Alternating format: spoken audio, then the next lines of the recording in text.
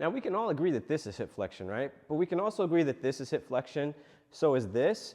But also if we go into external rotation, we can get hip flexion here, or if we come across the body, for example, we can find hip flexion there. But why do we only train one line of the tissue involved with either hip flexion or the tissues involved with hip extension?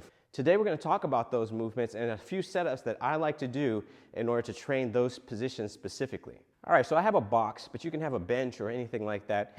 And what we're going to do is we're going to start out in our normal position. Now this is the position we typically will do step-ups from, and we'll have our clients just do tons of step-ups from this position here. Well, we can also train hip flexors from here. So if we don't have control of this hip flexor, we can do things like lift-offs, for example, where I can lift off from here and find out I got more strength in my hip flexors than I thought I did. We can also decide, okay, well, hey, I want to move position. So I'm going to take my foot and bring it on this side. What if I hang out here and try and get hip flexion? Can I lift off? Absolutely. What if I want to go to the other side of the box and place my leg out here? Maybe I need to sniff a little bit more air into the abdominals because I don't spend a lot of time training this position here.